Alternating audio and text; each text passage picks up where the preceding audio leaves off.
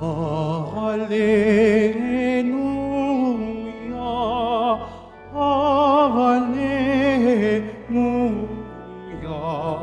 Alleluia, Alleluia.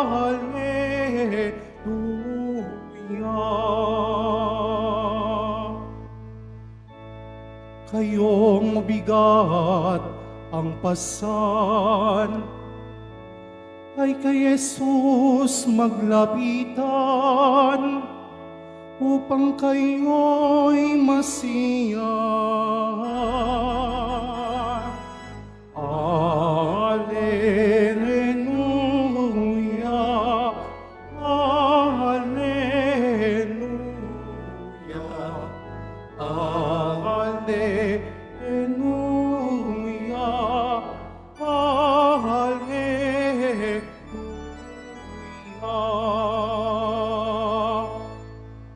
Sumainyo ang Panginoon.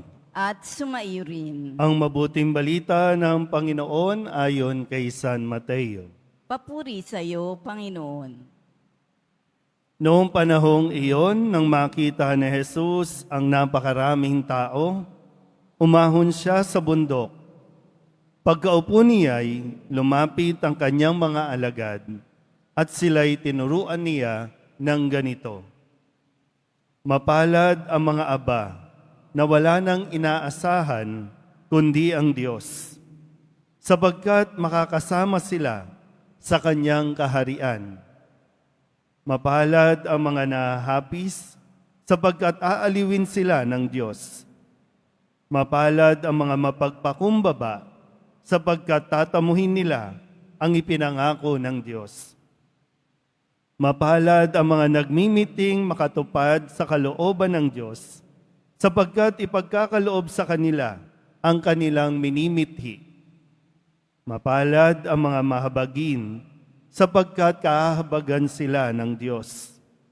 Mapalad ang mga may malinis na puso, sapagkat makikita nila ang Diyos. Mapalad ang mga gumagawa ng daan sa ikapagkakasundo, sapagkat sila'y ituturing ng Diyos na mga anak niya. Mapalad ang mga pinag-uusig dahil sa kanilang pagsunod sa kalooban ng Diyos, sapagkat makakasama sila sa kanyang kaharian.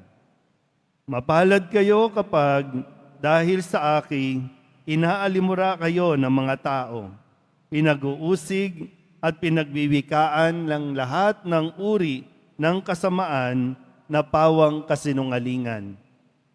Magdiwang kayo at magalak, sapagkat malaki ang inyong gantimpala sa langit.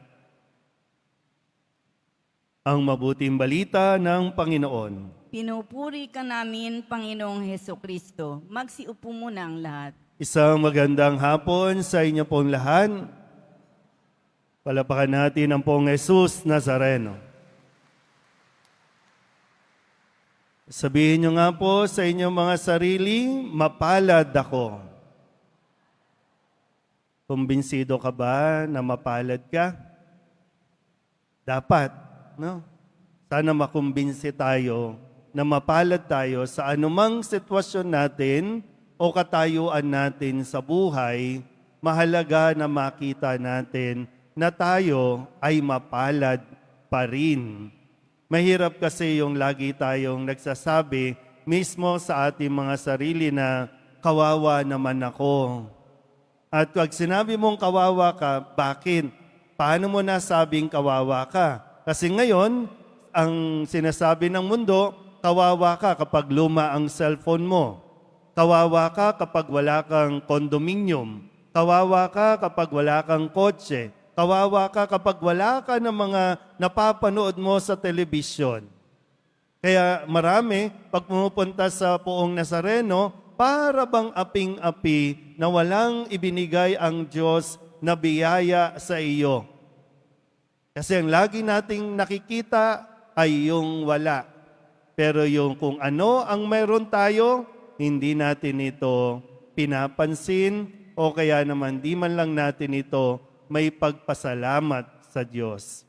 Kaya nga ngayon sa ating Ebanghelyo, ibinibigay ito sa atin at ipinapahayag paulit-ulit na sinasabing, mapalad tayo.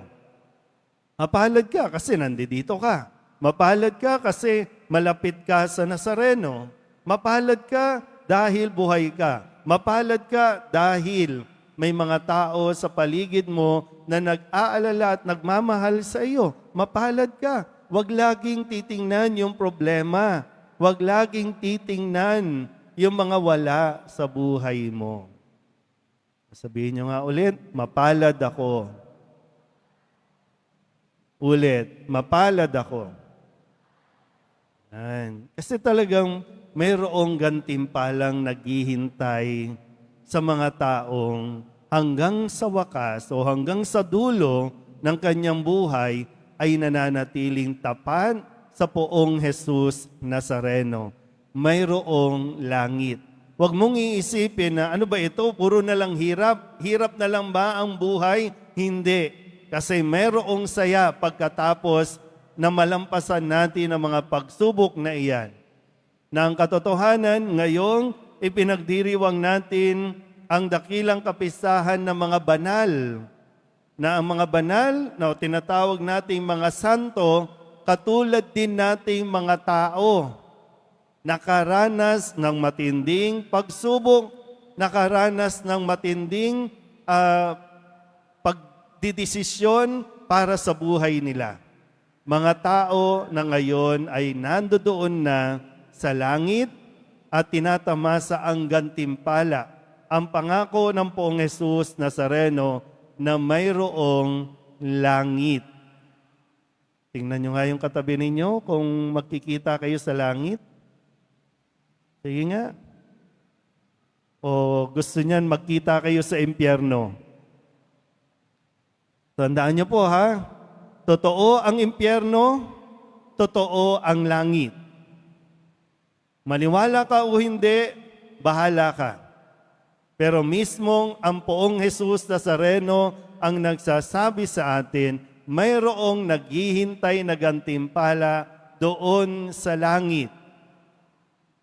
Pinatunayan na yan, no?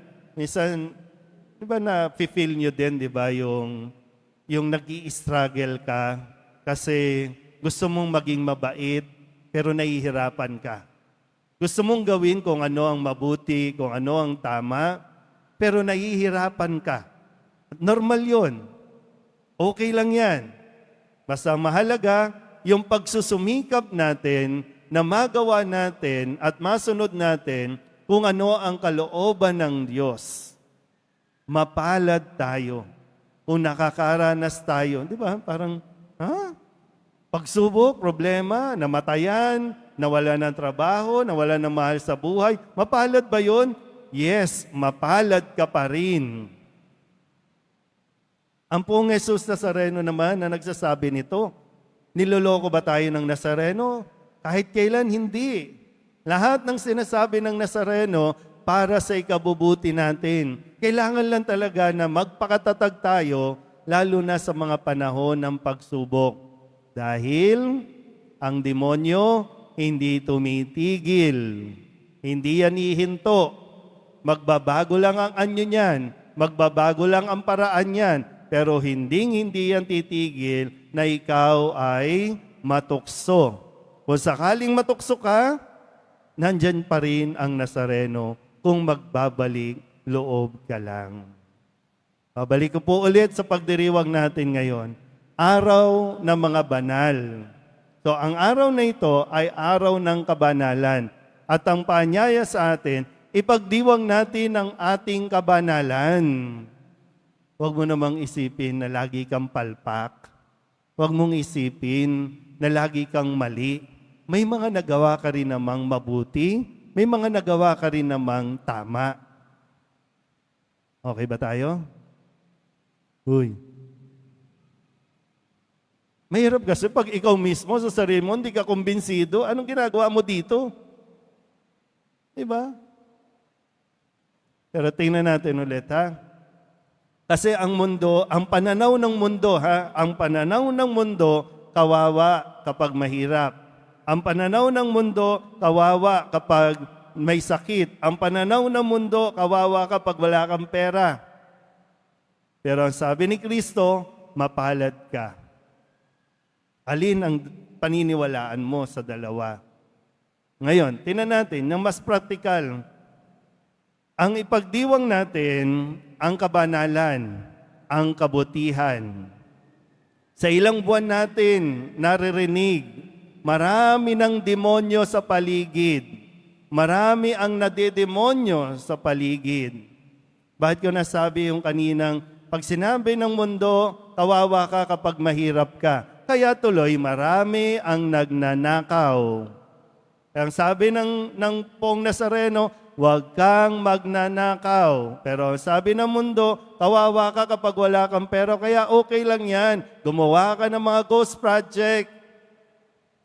Diba? I-involve mo yung sarili mo sa mga katiwalian. Yan ang sinasabi ng mundo. Para ayahay ang buhay mo. Marami kang kotse, marami kang condominium. Pero, di ba, kalaunan, masaya ba ang buhay ng masyadong maraming pera? Wala din. Ngayon, pangalawa, hindi ko alam, no? Kagabi ba, nasaan kayo kagabi? Marami kayong nakitang maligno sa kalye. Marami kayong nakitang mga evil spirit at kung ano-ano mga elemento. Baka nga yung iba sa inyo, ngayon lumuluhod ka, biba. Pero kahapon, naka-costume ka ng demonyo. Ewan ko, no? Katoliko tayo, pero bakit mismong ang mga Katoliko nakikiisa sa mga gawaing pangdemonyo? At mismong mga Katoliko, ang mga nagsusuot sa mga bata, hinihila pa ang mga bata. Dadamitan mo ng may sungay, dadamitan mo ng may pangil. Tapos magagalit ka kapag minumura ka. Eh, sino ba nagturo ng kademonyohan? Di ba ikaw? Anong kapalit? Candy. Kasi anak, kailangan mas nakakatakot ka para mas maraming candy. Mas maraming chocolate. Pag pumunta ka sa mall, anong nandoon sa entrance? Welcome to hell. Ano yung mga gate nila? Di ba, mga impyerno? Pasok, Katoliko, pasok. Kasi doon, mas maraming candy. Tapos ngayon, Viva Nazareno, pahingin pera, Viva Nazareno. Adik ba tayo? Minsan po, no? Sige nga, tingnan niyo mga mukha ng katabi ninyo. Sige lang, tingnan niyo. Natakot kayo, no? Ano yan? Normal yan. Pero pag nag-costume, di ba, nag-costume ng bruha, ng ganyan, ay, tuwang-tuwa. Ay, ang cute-cute. Pero pag tinanggal mo na yung mga makeup, yan, takot na, di ba? O, alin ang mas maganda?